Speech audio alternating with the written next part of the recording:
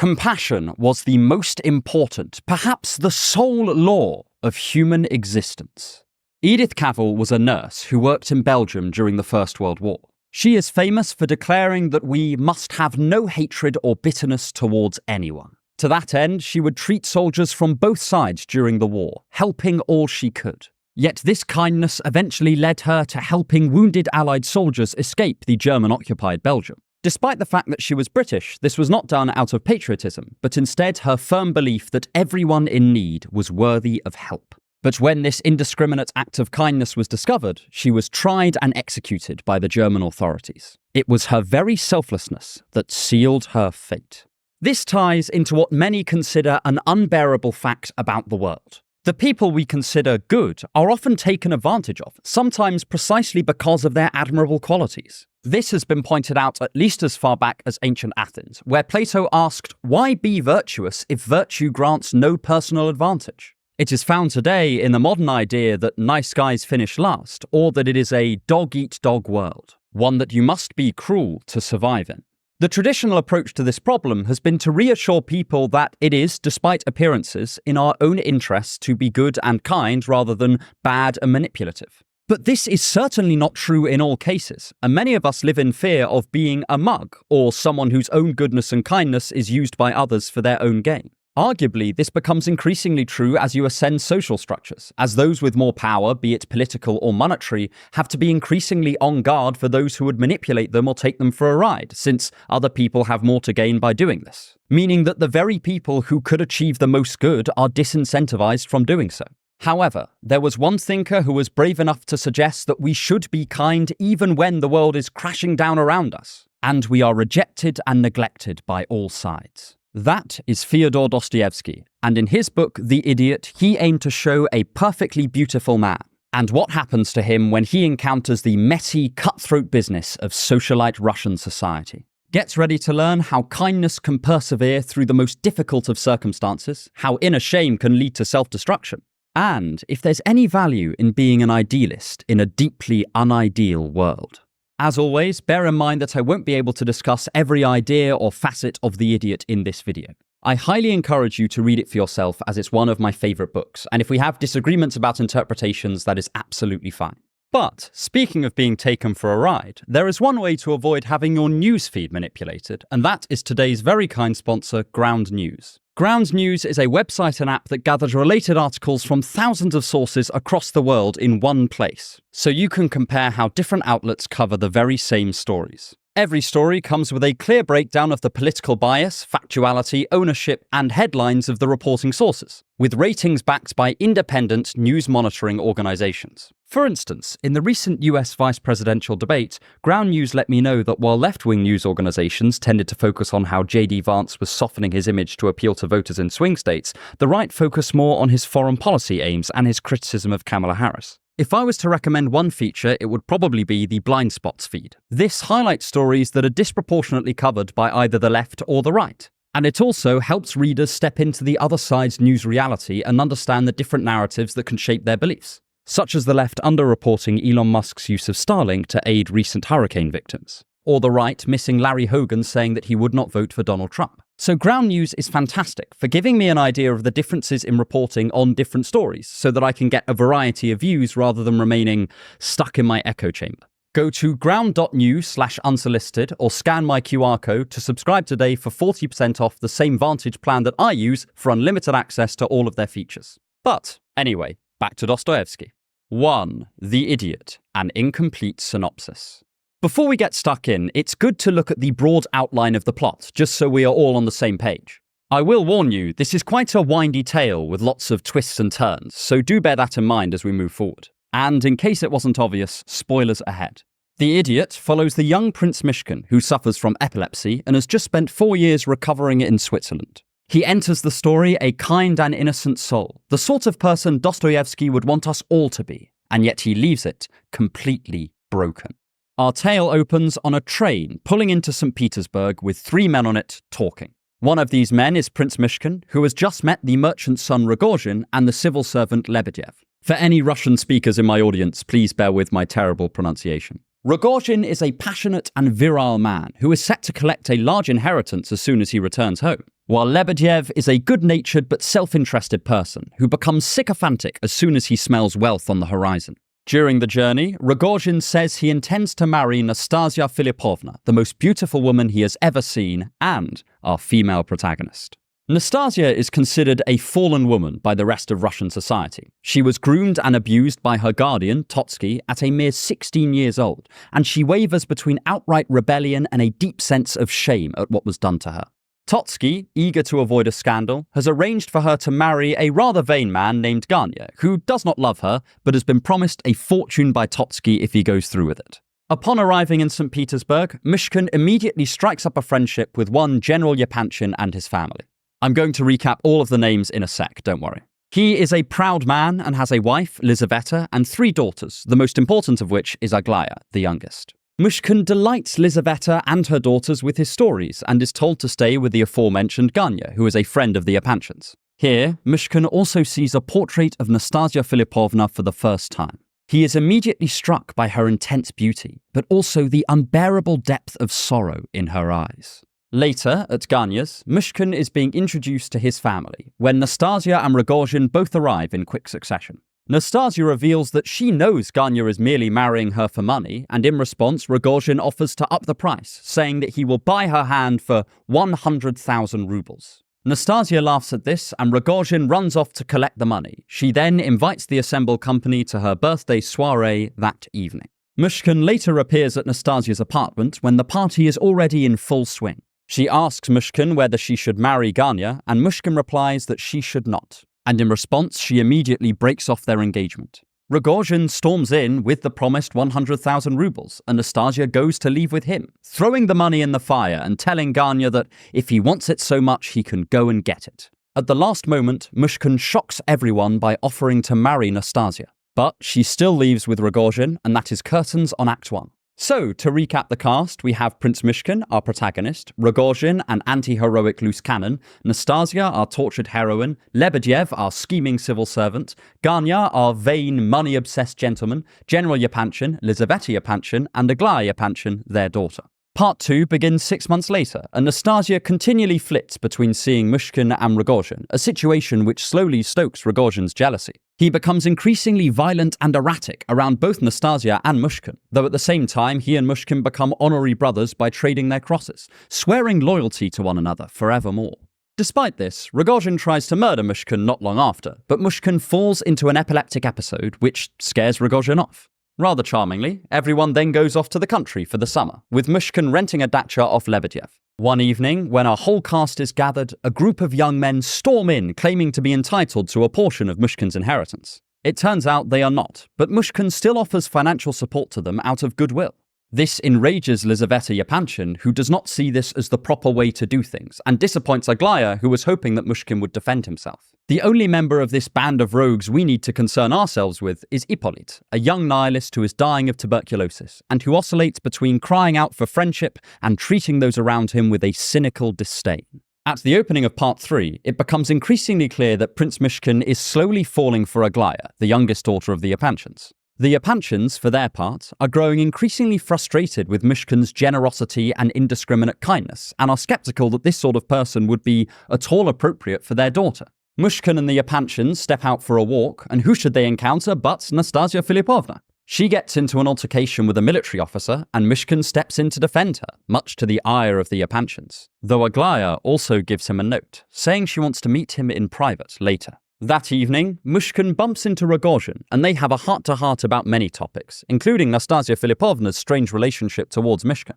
Myshkin also forgives Rogozhin for his ill-fated murder attempt, and Myshkin suddenly remembers that it's his birthday tomorrow, so they go back to the dacha for a drink. When they arrive, there is a whole party there already, and they are pontificating on a variety of subjects. Here, Hippolyte reads out an essay which contains his vulnerable reflections upon his approaching death, and, in his despair, attempts to shoot himself. However, the gun does not go off, and everyone mocks him, saying he was only posturing and never intended to do anything. Eventually, the party begins to disperse. Later, Myshkin meets with Aglaya, where she questions him about his connection with Nastasia, and says that Nastasia obviously loves him. For her part, Nastasia has been writing to Aglaya, declaring her admiration for Aglaya and supporting her potential marriage to Myshkin.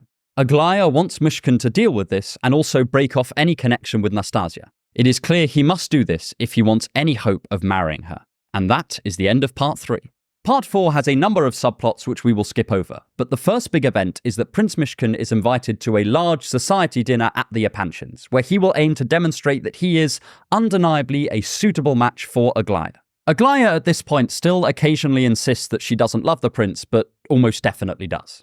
At this event, Myshkin embarks on 2 passionate rants and makes a bit of a fool of himself in the eyes of the assembled company, both breaking a glass and then having an epileptic episode. Worst of all, he seems to have no knowledge of how to act in the presence of his betters, always speaking honestly and from the heart. To try and put all of this conflict to rest, Myshkin agrees to a meeting between Aglaya and Nastasia in order to, hopefully, allay Aglaya's jealousy. However, when they get there, Aglaya spends the whole time berating and humiliating Nastasia, which Myshkin cannot stand. He tells her to stop, and she leaves in a rage, while Myshkin feels he cannot abandon the suffering Nastasia's side. As a result, Nastasia suddenly expels Rogozhin, and a wedding is arranged between Myshkin and Nastasia. In a lot of other stories, this would lead to a happy ending, but it simply is not to be. Nastasia leaves Myshkin at the altar for Rogozhin, who then carries her away to St. Petersburg, where he promptly murders her. Myshkin finds them there, Nastasia already dead, and completely collapses, going mad. He is found by the police crying with Rogozhin, incoherent and inconsolable. Myshkin is packed off to Switzerland, Rogozhin is condemned to penal servitude in Siberia, and no one is happy. Unlike a lot of Dostoevsky's other great novels, there is not even the hint of a happy ending here. It is explicitly said that Myshkin will likely be mad for the rest of his life. Rogozhin is not given some hopeful glimmer of redemption. Hippolyte dies of tuberculosis, consumed by his own misery, and Aglaya ends up estranged from her family. It is remarkable because of the despair that flows right to the heart of the novel, and the entire story rests on the remarkability of its protagonist. So that is an excellent place to start. If you want to help me make more videos like this, then please consider subscribing to my Patreon to both support me and gain access to exclusive content. The link is in the description. 2. Prince Myshkin, the modern saviour. In his private writings concerning the idiot, Dostoevsky said he wanted to create a character who was beautiful. Here, he is not talking about outer attractiveness, but rather the kind of person that radiates beauty and beatitude. This was to be someone who was kind, generous, innocent, and above all, like Jesus Christ, who Dostoevsky admired above all else. I am an atheist, but it's very easy to see the appeal in such a character, and The Idiot is by no means a book only for believers. Dostoevsky wanted to put this beautiful man to the test against the vices of what, for him, was modern society, and see if the two could be reconciled. One of my favourite interpretations of Myshkin comes from Anna Berman, and I'll be drawing upon her heavily for this section, although I'll also be melding many of her thoughts with my own.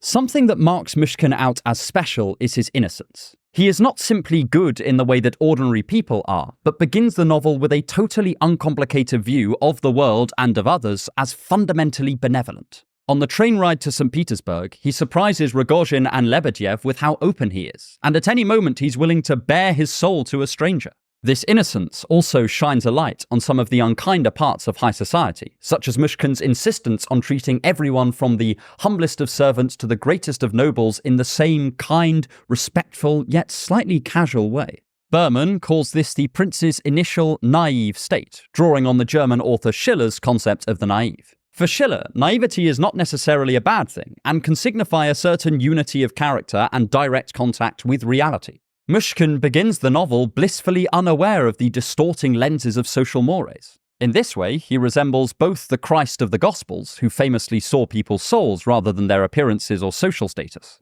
but also, arguably, the ancient cynics, who similarly held social standing and money in contempt. But Myshkin is not critical like the cynics. He simply cannot make sense of what, for him, is irrelevant information, and so he treats everyone with the same naive kindness. However, this is not to last. Throughout part 2, it becomes apparent that no matter how straightforwardly kind the prince attempts to be, he always seems to be upsetting people or causing some kind of unwanted pain.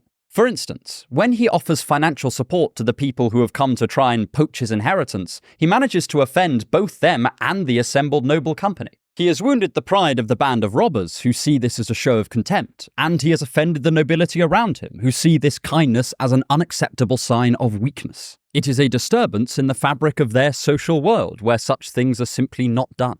Myshkin should be offended or outraged or challenge these people to a duel, but he should certainly not be kind to them. This particularly upsets Aglaya, who wants to see Myshkin be a man, so to speak. Both sides view him either as an idiot or a dangerous unknown element in society. He becomes suspicious precisely because of his principle to always treat people with the same selfless kindness. If he is so committed to that, then he will be a disloyal ally to any one faction or group in high society. And indeed, this idea is incompatible with the very notion of high society. I want to point out here that it is not that Myshkin is kind and incidentally something goes wrong.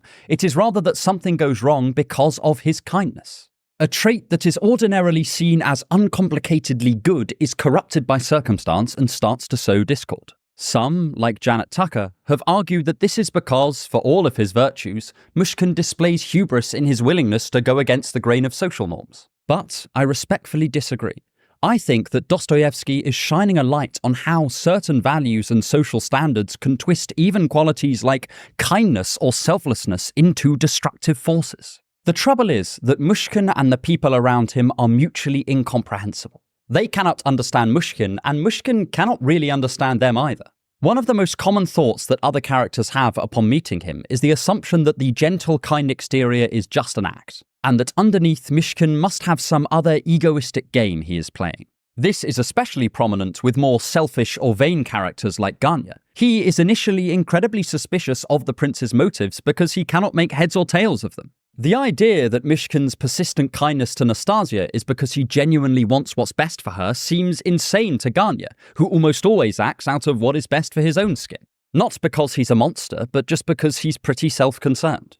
And when they are not viewing Myshkin as potentially threatening, most people see him as basically stupid. This comes across most in Part 2, where Aglaya talks about Myshkin as like the poor knight featured in Pushkin's poetry. Aglaya often mocks Myshkin for his persistent devotion to restoring Nastasia's spirits and helping to save her from her own self-destructive spirals. Aglaya certainly views this as somewhat noble, but ultimately also a hopeless task. And this is how the rest of the world views Myshkin's whole outlook. It is as if they are patting him on the shoulder and saying, "It's all well and good, all of this kindness stuff, boy, but do enter the real world." It is, of course, taken for granted that the real world must, by necessity, both be cruel and require cruelty. Even Aglaya's irreverent reading of Pushkin's poem still paints Myshkin as a knight, when, to quote Joseph Frank, "Nothing could be less characteristic of the prince than deeds of military valor." As C.S. Lewis would point out nearly 100 years later, there are few more effective ways to get someone to abandon their principles than to declare them childish or otherwise unrealistic. In other words, to convince them that they are idiotic. And the prince eventually does come round a little to this way of thinking. He continues to act in a kind and selfless way, but he is now much less hopeful that any real good will come of it, or even that it is the right thing to do. He begins to scold himself for his outlook, saying that he knows he is stupid and that his thinking lacks a sense of proportion. He becomes suspicious of other people in a way he simply was not before. And what is worse, his suspicions are proven correct. He chides himself for thinking that Rogozhin is out to kill him, but then Rogozhin appears and does just that. He refers to his own ideas as humiliating and begins to see them as fundamentally childish, but he does not know any other way to be. Strangely, this is also often the case for the classic 19th century Byronic hero. Characters like Manfred in Byron's Manfred or Heathcliff in Bronte's Wuthering Heights both rebel against society and traditional morals, but tend to do so from a place of anger or self-assertion. The proposition they assert is that their individual freedom and the intensity of their feelings just matter more than simple social norms or even the power of God himself. They stand alone against the world. Though it seems strange to say it, Myshkin spends much of his novel in a similar position. He, too, is implicitly rebelling against his own society, but rather than it being a revolt of self-interest or of feeling, it is one of kindness, of loving your enemy. Throughout parts 2, 3, and 4, Myshkin often becomes deeply skeptical that his goodness will ever be reconciled to Russian high society, and yet he sticks to his guns anyway. His is a rebellion that comes not from anger, but from a recognition that even if this way ends in disaster, any other way would be agreeing that kindness and selflessness truly are foolish. And Myshkin is simply not willing to do this. To quote Simon Lesser, he suffers from the noblest and most endearing of all possible weaknesses, an excess of goodness. When Myshkin ends the novel, mad, alone and broken, the implicit question hanging in the air is, was it all worth it? Was this a noble rebel making a last stand against an unjust world? Or was this simply an idiot? Someone too stubborn to recognize the hopelessness of his one-man crusade, or even to know he is enacting it? Put a pin in this, as we will definitely be returning to it later. However, I want to turn from Prince Myshkin's unique approach to some of the forces which twist it into destruction, starting with Dostoevsky's sharp critique of many societal norms. 3. Society, money, and worth. Because of his pro-religious and anti-socialist views, Dostoevsky is often considered a conservative thinker. And they don't wholly disagree with this. He was a traditionalist Christian, a proud political nationalist, and a supporter of Tsarism. But we must be careful about painting him as uncritical of the society he lived in. After all, he spent a lot of the first half of his life campaigning for the abolition of serfdom. And until the 1860s, he would quite often align himself far more with social reformers. Nowhere is Dostoevsky's contempt for the values of his day more evident than in The Idiot. And we may recognize some of the flaws in our own society here as well. A contrast that is immediately drawn between Prince Myshkin and the other characters in The Idiot is that he is uninterested in appearances. This is almost always to his detriment, and is yet another reason people think of him as foolish. Yet, at the same time, Dostoevsky shows how the obsession with social appearances held by the rest of the characters in the novel also lead them to despair, and how their assumption that everyone is acting egoistically comes back to bite them. This theme is put in significant motion with the character of Gania. At the start of the novel, he has been betrothed to Nastasia, but he really loves Aglaya and will continue to pursue her for the rest of the novel. However, it is his obsession with money and status which means he does not end up with either one of them. One of the crucial reasons Nastasia decides to reject his proposal, on the recommendation of Prince Myshkin, is because Gania sees her largely as a means to an end. Totsky has promised 75,000 rubles to him if he takes his victim away, and so Gania agrees. Of course, this culminates in Nastasia throwing 100,000 rubles into a fire right in front of Gania, taunting him to rescue them from the flames if he loves money so much. Lebedev exhibits similar behavior. His only real principle in life is to follow where the money leads, but as a result, by the end of the novel, he has not particularly made any true friends. He is mostly treated with a mixture of disgust and disdain. This is not the same sort of sharp disaster faced by Gania, but they ultimately end up in the same place, relatively alone and relatively unloved, led in circles by their fascination with money. Sometimes this image obsession manifests in a preoccupation for societal honor. This is particularly pronounced in the case of Lizaveta Yapancha. We are told at the beginning of the novel that she has a tendency to feel insecure in her social standing. Her husband's wealth and success have placed her in the company of those she sees as far higher up the social ladder than her, and this has made her hyper-conscious of her family's position in society. Much of her anger at the prince makes sense when viewed through this lens. Myshkin's behavior threatens to bring everything she holds dear crashing down. This is both in a literal sense, since if he marries Aglaya and then behaves scandalously, it will bring shame to the family, but also in a philosophical one. Myshkin is a living challenge to her entire way of life. He poses the inevitable question, what if everything you stand for is pointless, next to the simple values of kindness and generosity? That, in itself, is a threatening thought. In his Confessions, Leo Tolstoy said that the mere idea that everything we have lived for might be meaningless is enough to plunge us into despair. That is what Myshkin exemplifies to Lizaveta, and it's no wonder that she reacts with such extremity. Interestingly, we see this obsession with appearance even in Hippolyte, the young nihilist who will die in a matter of weeks. Immediately after he unsuccessfully attempts to end his own life, he is mortified, but this is not out of regret or out of a sudden wish to live, but instead because he is worried that others will think this whole attempt has been staged and now consider him a coward. That thought, that his reputation in the eyes of others has diminished, is even more painful to him than his consumption. Some of his final days are spent tormented over the judgments of other people. In a lot of philosophical novels, the days before dying are when characters discover what really matters to them. It is when Father Panlu from The Plague reaffirms his faith in God, or when Ivan Ilyich from The Death of Ivan Ilyich realizes that his whole life was for nothing. But in Hippolyte, Dostoevsky paints this obsession with reputation as so powerful that it can even obscure the terrifying clarity death brings in its wake. For him, it is perfectly possible for us to be lying on our deathbed about to slip from this world and to still be worried about whether we will make a pretty enough corpse. Hippolyte's nihilism also causes him to become increasingly egoistic as his death approaches, meaning that he is totally alone by the time he does pass away. He is too self-concerned to find the true connection with others that he seeks. Whereas Myshkin reaches out, Hippolyte reaches in and finds nothing satisfactory there. Perhaps the character that embodies this appearance-based approach to life at its most extreme is General Ivolgin. This is a minor character in the book who comes from a long and noble heritage, but is now poor and ignored. He tries to recoup some of that prestige by continually lying, and this culminates in a long-winded diatribe about how he served as a page boy during Napoleon's invasion of Russia, and formed an unusually close bond with the French emperor. This story is almost certainly not true, and everyone knows it, but it is one of the many things that Ivolgin does to debase himself, clinging on to reputation even in his final drunken days. Like Hippolyte, he is primarily concerned with himself, not out of an inflated ego, but simply out of a vulnerable one. And this brings him no consolation in his final hours. All of this mirrors a critique Byung-Chul Han has made of our own society. According to him, we have begun to prioritize exhibition value above everything else. In other words, we often value things not for what they can do or because of their intrinsic properties, but rather simply as a tool for drawing attention to ourselves. People, experiences, and memories are not treasured for their own sake, but rather because we can brag about them to others.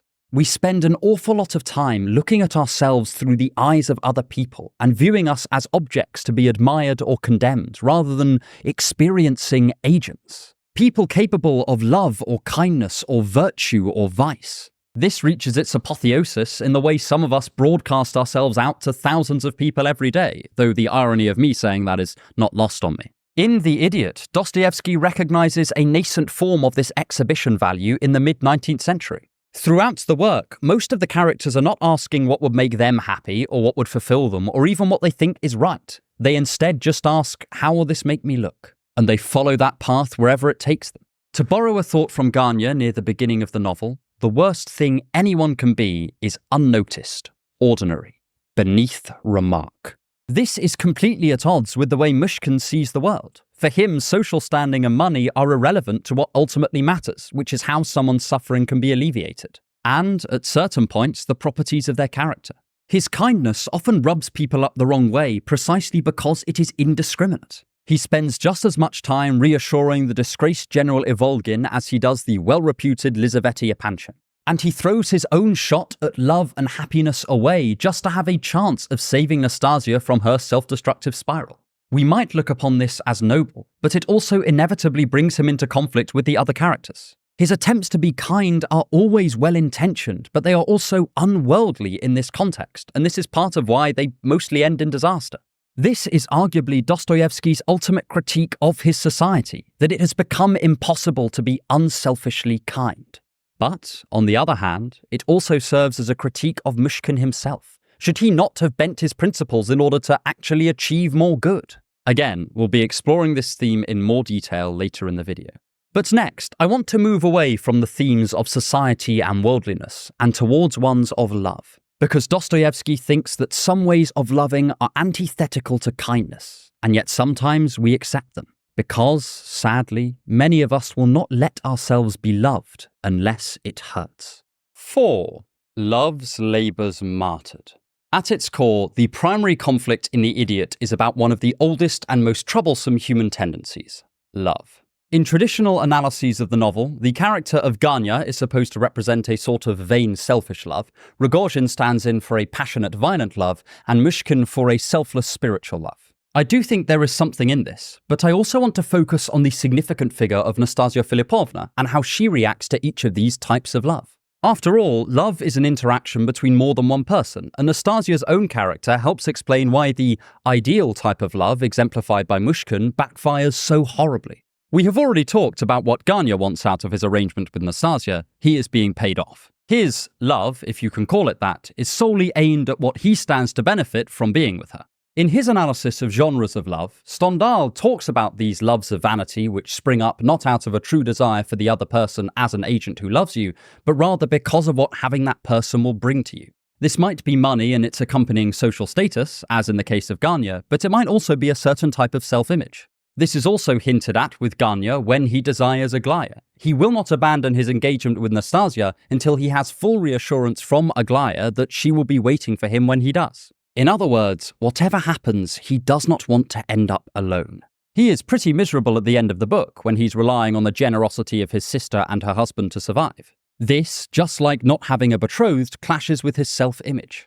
Dostoevsky paints him as too wrapped up in himself to ever really love or find love. On the one hand, this approach is woefully unsuccessful as he faces rejection after rejection. But on the other hand, no particular rejection hits him too hard because he was never that fond of who these people were in their own right. It was always mostly about his vanity. We also see this excess of self-concern in love in Hippolyte, who never quite learns to reach out to others in a selfless way before his tragic death, despite his repeated pleas that he requires the love and company of others. At the same time, Dostoevsky does not paint Gania or Hippolyte as sociopathic narcissists. In Gania's case, his vanity is somewhat understandable. His family's position, as well as his own, is faltering, and a marriage would be a great change for the better in his life. Nonetheless, he is still unable to love anyone for their own sake, and so he represents a kind of love Dostoevsky would hold in contempt. The same goes for Hippolyte, who, in Dostoevsky's view, has been led astray by nihilistic ideas that cut him off from taking the leap of faith of truly caring for others, and accepting that whether they return this is out of your hands.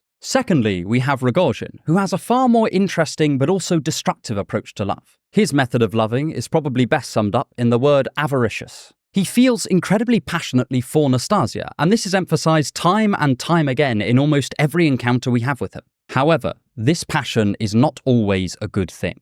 Rogojin does not just want to love Nastasia or for her to love him, he almost wants to own her. He grows uncomfortably jealous about Nastasia and Myshkin. He is convinced that she loves the prince, and we are not particularly told either way whether this is true, but the thought occupies Rogojin to the point of obsession. It torments him inside to the extent that he tries to murder Prince Myshkin and eventually does murder Nastasia.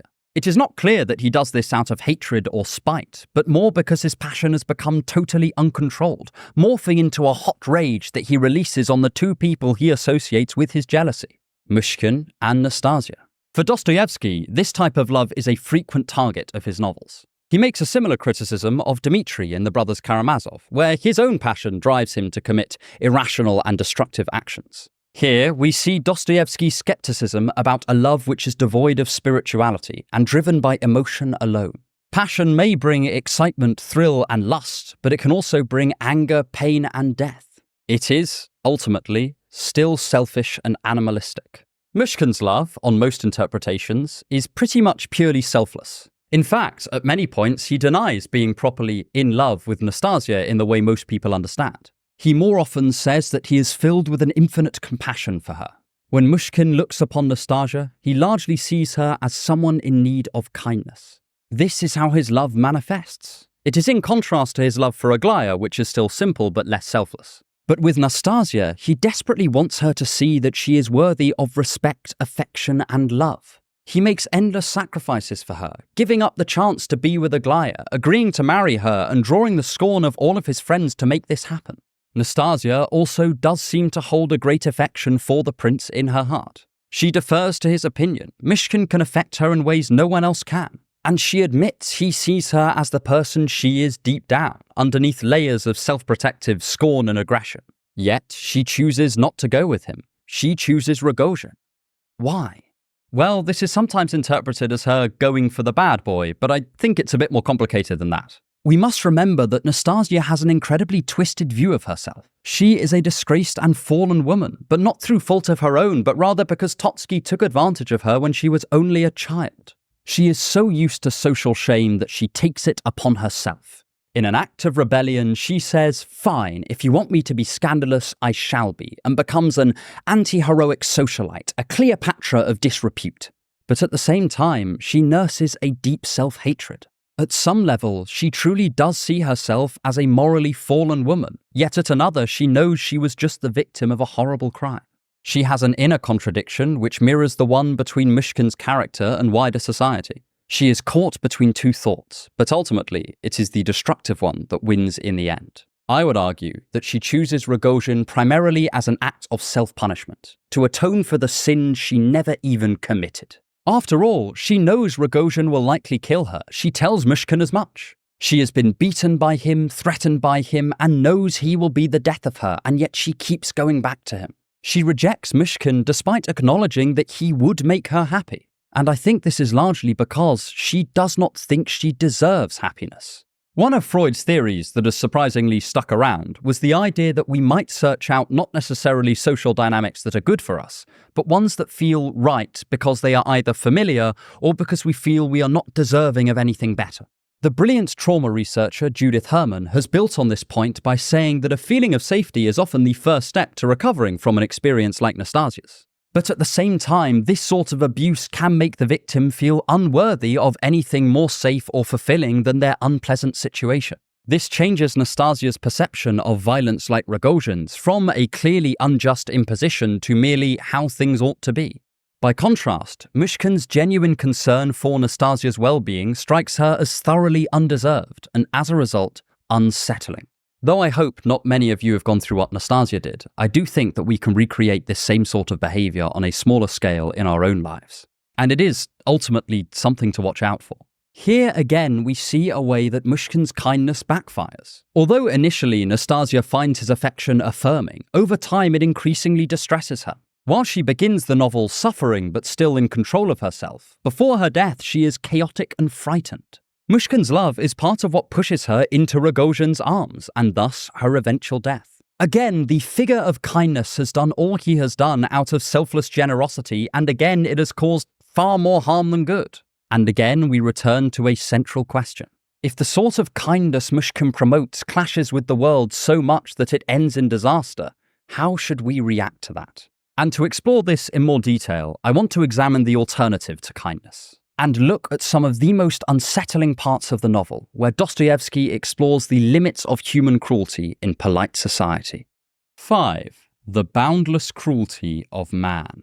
In The Brothers Karamazov, Ivan Karamazov famously dubs humanity as the most cruel sort of animal, because we are not just cruel out of simple self-interest, but we turn it into a sort of sport for our own enjoyment. He says, the thing that sets us apart from the rest is that we make cruelty artistic. We creatively devise new means of tormenting one another, and this is far more insidious than the simple brutality employed by the animal kingdom, even if theirs is often more bloody. And one of Dostoevsky's main themes in The Idiot is to show just how cruel people can truly become, without ever really noticing. Perhaps the starkest example of this in the novel is the general treatment of Nastasia Filipovna. She is looked down upon as a fallen woman by pretty much everyone she comes across. She is demeaned, outcast, and bad-mouthed by almost everyone else in the novel. This very much extends to the nominally kind Yapanchins. At various points, either Lizaveta or Aglaya express some condemnation of Nastasia, calling her honour into question and accepting her characterization as a disgraced woman.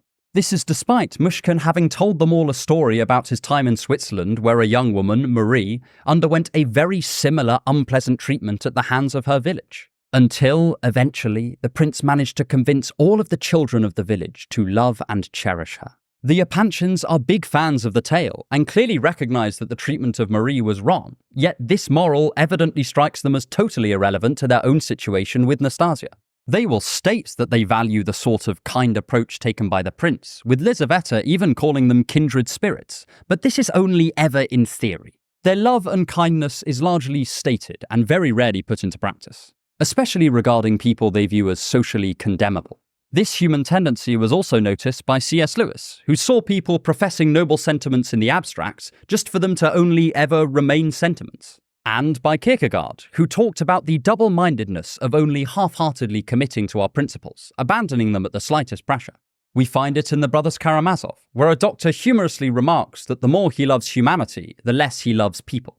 The members of high society here are engaged in a sort of doublethink, where they are, in theory, enormous fans of Myshkin's humble, kind Christian approach. That is, until they notice sometimes it works against them socially. Then all their values evaporate in a moment.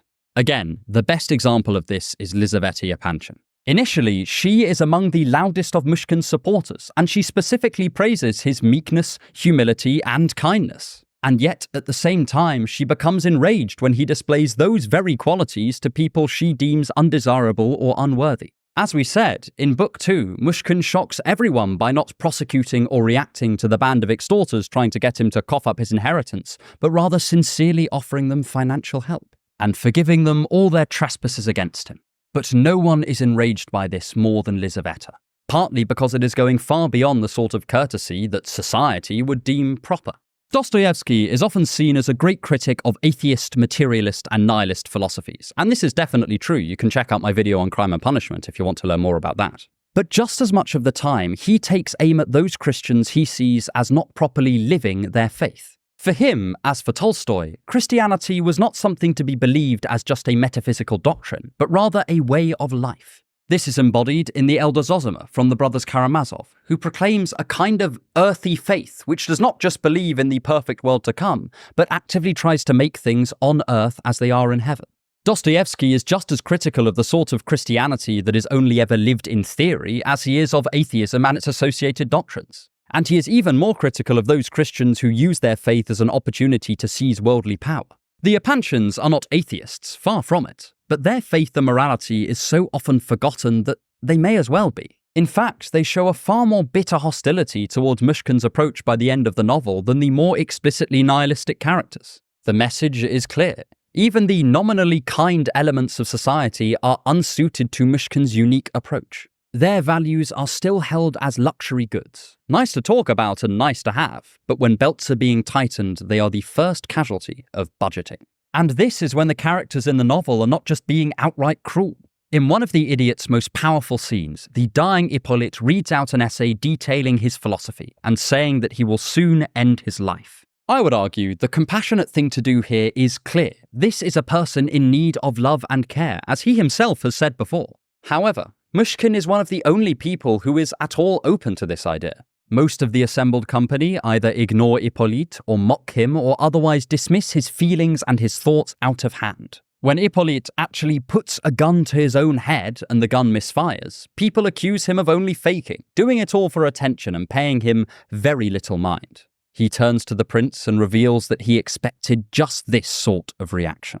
Here is someone bearing their soul in their most vulnerable moments and meeting only brutality in response. Because of the emphasis on faith and religion in Dostoevsky's personal philosophy, it is tempting to interpret him as thinking that this is the cure to all ills, but this doesn't do justice to his approach. Here, it is not a matter of the villainous atheist bearing down upon the meek, innocent Christian, as in Raskolnikov and Sonia's first scenes together in Crime and Punishment. It is instead that faith has become so corrupted and perverted that it no longer promotes a brotherly love between all people. For Dostoevsky, Myshkin is likely the only true Christian there. The rest have a desiccated idea of Christianity, a merely aesthetic engagement with its ideas. Some modern psychologists have called this sort of thing the self-licensing effect. Sometimes, when we have a particularly strong or positive self-conception, we can become less sensitive to when we are committing an unkind act or one that is against our stated values. So we may give some money to charity and pat ourselves on the back, and then the next day we feel that bit more able to snap at our colleague because we have bought ourselves a scrap of moral credit.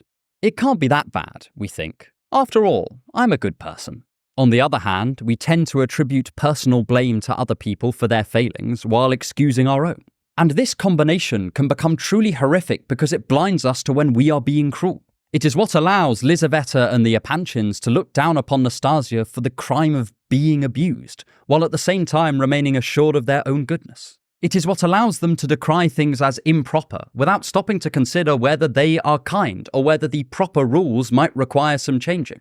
We might call the sort of cruelty we've just discussed as a cruelty from sophistication, or a sort of superego cruelty, to borrow a term from psychoanalysis. This is cruelty that comes from the sophisticated structures that make up society and the human intellect's ability to rationalize its own brutality. But at the other end of the scale, Rogozhin represents the baser instincts of man, which can be reflexively cruel in an almost animalistic manner. When he ends Nastasia's life, this is a very different kind of horror. We might call this id-based cruelty. Rogozhin is not perverting a value system, but simply giving free rein to his jealousy and his passions. It's the same when he tries to kill Myshkin. In each case, it seems very much a spur-of-the-moment decision, and Rogozhin calms down almost immediately afterwards, neither regretting what he's done nor particularly reveling in it either.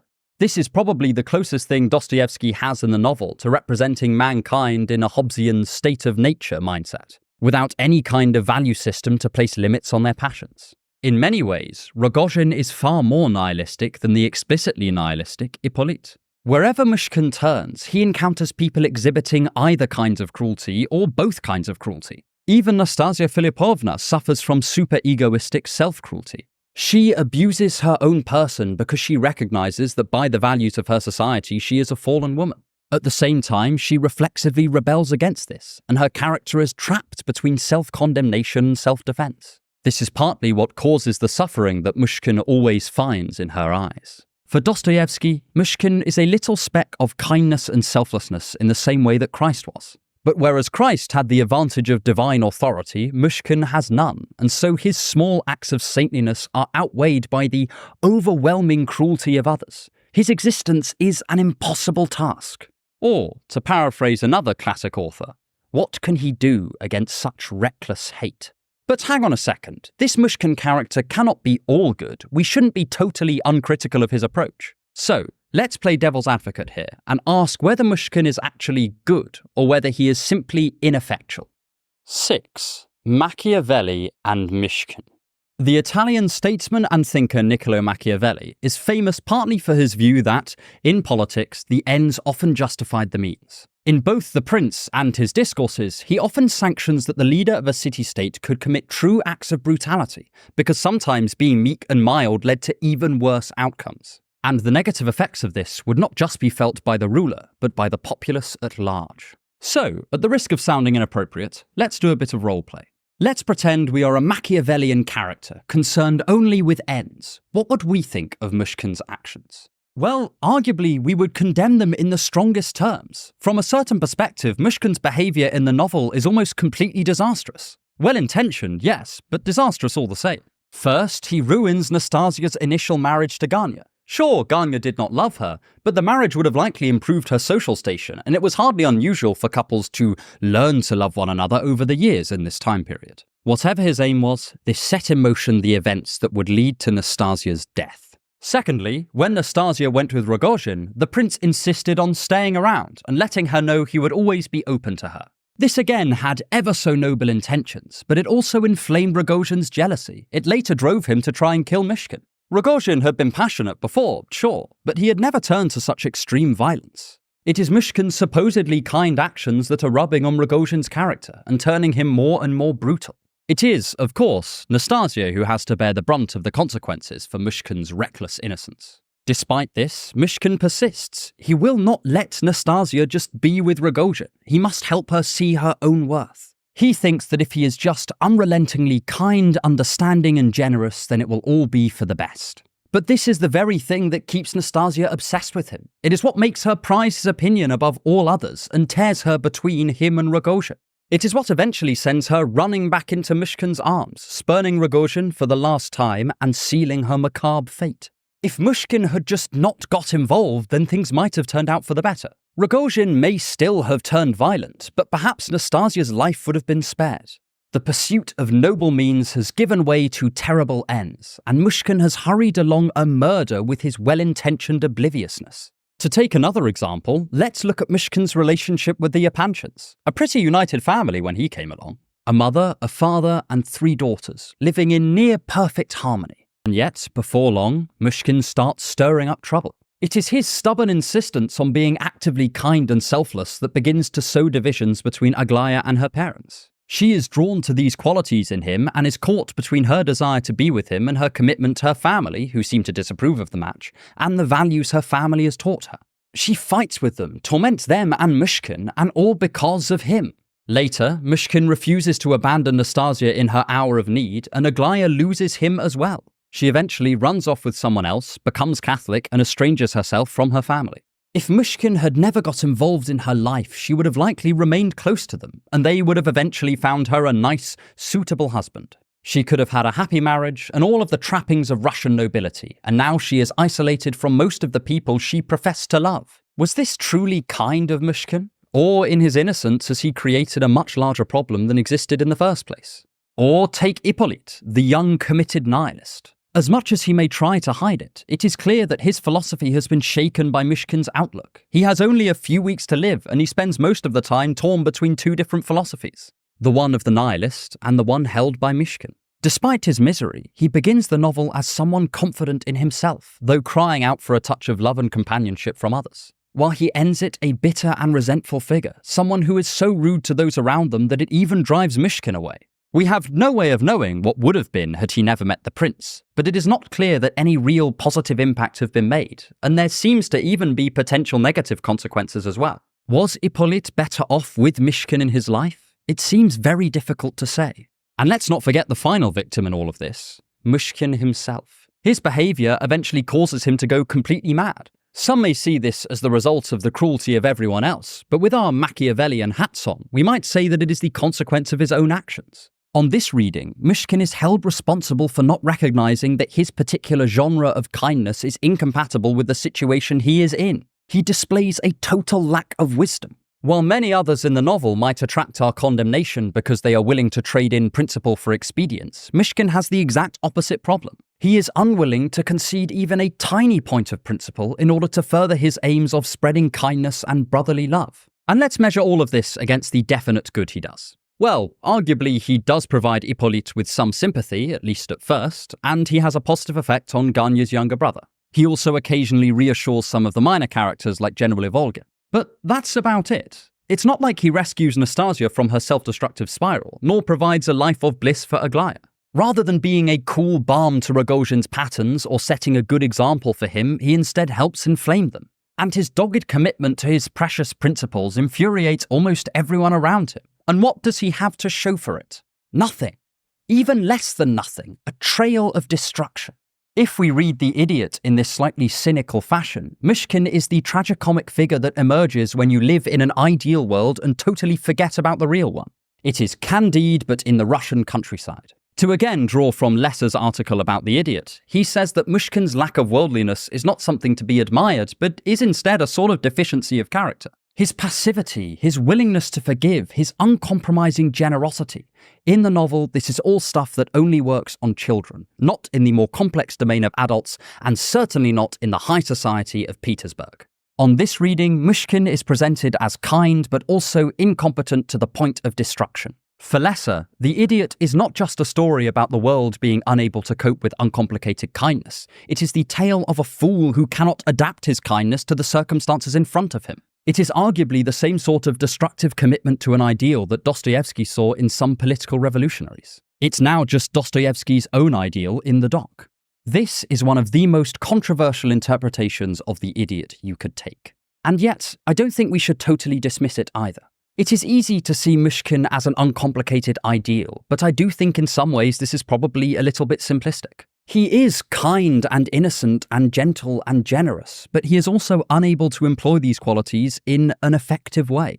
He is someone Aristotle would say is lacking in phronesis, or practical wisdom, and this has real consequences. Being completely principled in an unprincipled world may win you some sort of moral high ground, but if it brings destruction not just for you, but for all of those around you, is it really worth it? Not just from a selfish perspective, but from a selfless one too.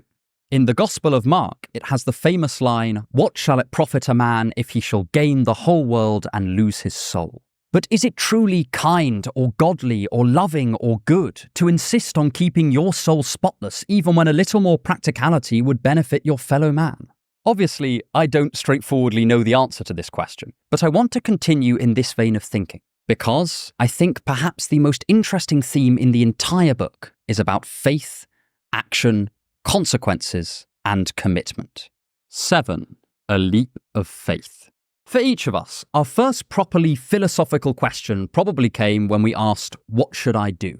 We are all immersed in a world where we must continually make choices, and without a way of choosing between options, we're a bit stuffed. Without any sort of criteria, it would become almost impossible to act in any organised fashion. Thus, St. Augustine, Epictetus, and Boethius condemn those who did not have values as being in some way pitiable or even unfree. With this in mind, the original question becomes slightly clearer. On what principles should I base my decisions? The entire field of ethics is geared towards answering this question. We have utilitarians, Kantians, virtue ethicists, divine command theorists, and more all telling us how we should live. But ultimately, the question of ethics is not just answered in the seminar room with a whiteboard, but gradually, day by day, as we interact with the world. Jean-Paul Sartre famously said that we are condemned to be free, but he might as well have said we are condemned to act. Each time we make a decision, we are affecting the world, bringing about consequences that we will have to square with our conscience. When Raskolnikov commits a murder in Crime and Punishment, he has all the backing of his abstract philosophical reasoning, and yet that does not stop his guilt from turning him inside out over time. Myshkin tries his best to be good, and yet this goes really rather poorly, both for himself and for those around him. This is part of the existential agony of crafting a life. We do not know in advance what the consequences of our decisions are, or if we'll be able to live with them afterwards. It is all well and good declaring that Myshkin truly is an idiot, and he would have been far better playing the unscrupulous game of Russian high society, rather than sticking to the same old principles that, time after time, have failed him. But is this true? Would things have been better if he was just a bit crueler, or more Machiavellian, or just more savvy? We can theorize all we want, but ultimately, we just do not know. We do not know what would happen in Dostoevsky's world, just as we do not know what will happen in ours with any ethical question of any real complexity. The Danish philosopher Søren Kierkegaard has a fascinating view on decisions. He tends to view them as a collapse of possibilities. When we make a choice, we are reducing all of the possibilities of what we could do to a single thing that we, in fact, do. And crossing this divide, as with much else in Kierkegaard's philosophy, requires a slightly irrational leap of faith. When we decide that we want to commit to a relationship or a job or a set of values, we are also denying all the possibilities that are incompatible with that. If we were all immortal, then many of us might never make any of these commitments. But the jaws of time close shut behind us, collapsing possibilities into actualities either way. And so we can either choose a path or die of indecision, like Aesop's donkey, who was equally thirsty and equally hungry, and so neither drank nor ate. This dovetails rather nicely with the thoughts expressed by Dostoevsky about the limits of rationality. Repeatedly in his novels, we come across characters who have used their reason to turn themselves hopeless. From Hippolyte's nihilism in this very book to the passivity of the depressive Kirillov in Demons. For Dostoevsky, if we simply approach life from the standpoint of certain reason, we will get nowhere and may end up destroying ourselves in the process. It is terrifying to act, knowing that it may blow up in our faces and that we may fail, but it is only with a touch of faith that we get over this and learn to do anything at all. Or, as Sartre would later put it, it is in acting that we craft our values, not just thinking. The Russian philosopher Lev Shestov would later criticize rationality from his own unique and esoteric perspective. The idea expressed here is fascinating, that action requires some form of faith or semi-irrational maneuver, but that the alternative is certain despair. The thing I admire about Dostoevsky in The Idiot is that it would have been so easy to turn Myshkin into a straightforward hero. Just like Fyodor, Myshkin believes in selfless love and the brotherhood of all people. He sees wisdom in the most humble peasant and the highest born of nobles. He is a man of faith, of true enacted Christianity. He imitates Christ with his selfless kindness. If Dostoevsky intended his novel to simply be a mouthpiece for his own value system, he could have had Myshkin fix all the problems of those around him with his touch. Just like Jesus healing the leper, he could have had Myshkin heal Nastasia's trauma, Rogozhin's chaotic passion, and the workless faith of the Epanchins. But Dostoevsky pointedly does not do this. He does not pretend that all it takes is for one good man to stroll into town and clean everything up. He rather lets people know that even if they are truly kind and selfless, things may still not go their way. It is just that, in his humble opinion, these are the best values on offer. The ones that have the most chance of bringing joy and compassion to those around us and to ourselves. What works for Myshkin in Switzerland does not work for him in Petersburg, and yet nothing about the approach has changed. For Dostoevsky, kindness and humility and selflessness are not flawless answers to life's problems. They are simply the best we've got in a world that is so woefully outside of our immediate control. Perhaps this is partly what he meant when he said, if pressed, he would have to choose Christ over truth or reason. He is professing faith in this particular approach to life. Dostoevsky does not treat human existence as a problem to be solved by an axiomatic ethical theorem, but rather a great gamble we take every day. He recognizes the inherent terror of action, that just like a butterfly flapping its wings in the past may lead to a tsunami decades later, we are the butterflies of the present, causing untold good and evil wherever we go, uncertain of whether we are doing the right thing at all, yet desperately doing our best to add a little more good than bad to the world.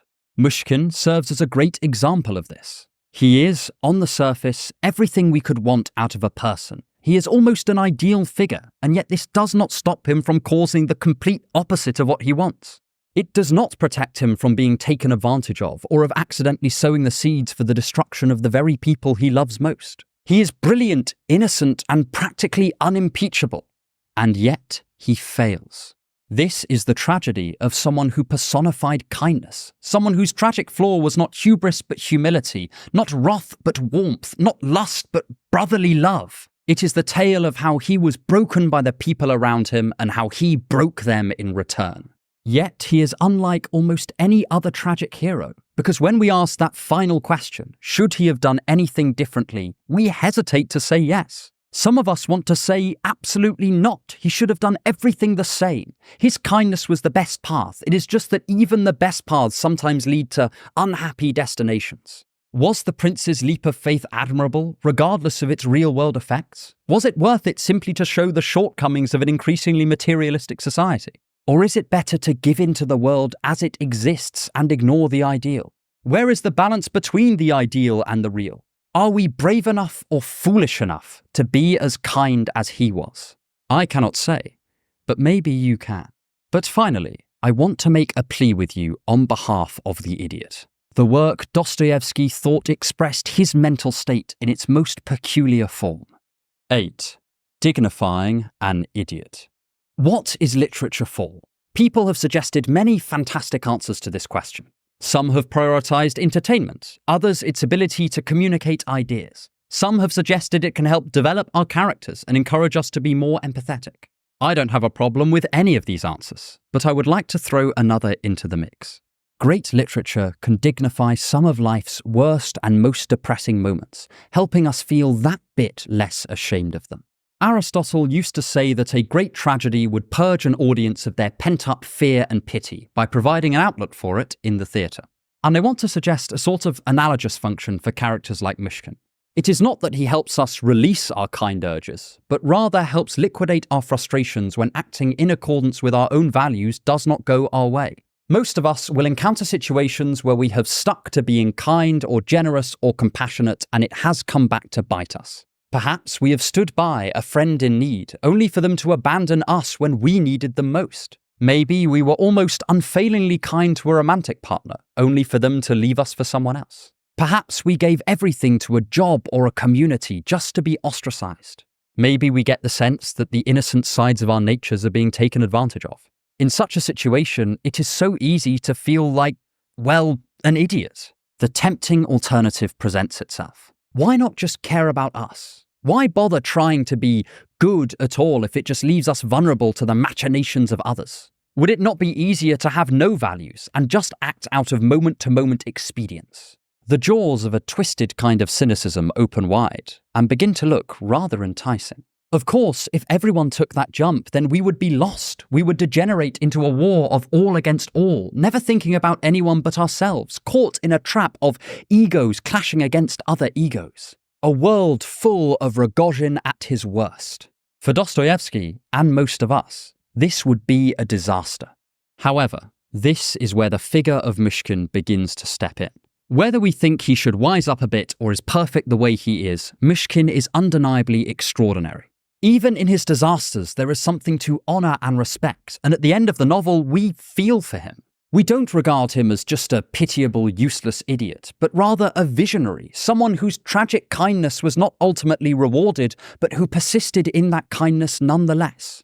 There is a sense that if we must suffer, we would much rather suffer in the manner of Myshkin than of someone like Rogojin, who truly does not seem to hold many morals and primarily lives for himself. This is a very different sort of encouragement than the kind we get when someone tells us that evildoers will get what's coming to them or what goes around comes around, because that is just not always the case. It is the genius of Dostoevsky to craft a character who does not reassure us that our kindness will be rewarded, but rather allows us to lend meaning to any suffering we do endure in the pursuit of selfless love, and helps us to persist in our kindness even when it is not serving us. It is not the naive optimism of it will be all right, but the more mature thought that things may not be all right, they may be difficult, and things will not always go your way, but it is possible to be kind nonetheless. Myshkin gave up everything. His chance at love, his happiness, even his mind, in his pursuit of kindness and selflessness. We may not have to do this, but it is characteristic of Dostoevsky to try to convince us not that being kind is in our best interests, but rather that it is worth being kind even in spite of them. For me, that is what The Idiot is at its core. A treatise on kindness and selflessness, which carries the thought that to be either of these things may not be good for us in some situations. It may even cause us to go mad. But even if all we achieve is to be like Myshkin, to serve as a small light that briefly flickers before being snuffed out, having accomplished little and gained even less, this would still be worthwhile. Perhaps this is just another way of Dostoevsky saying kindness is a leap of faith. Maybe it's a totally irrational idea to be dismissed out of hand, but it certainly speaks to me and helps me to try to emulate the gentle, innocent Myshkin and persevere in attempted kindness even against self-interest. I do not succeed in this most of the time. I am a flawed person in more ways than I could possibly count, and I likely have a whole host of further defects that I'm not even aware of. But I can say one thing. Reading The Idiot made me kinder. And I don't know how I could recommend it in higher terms than that. But if you want to explore some of these themes of love and selflessness further, then click here to watch my video on Dostoevsky's radical philosophy of love. I hope you enjoyed the video and have a wonderful day.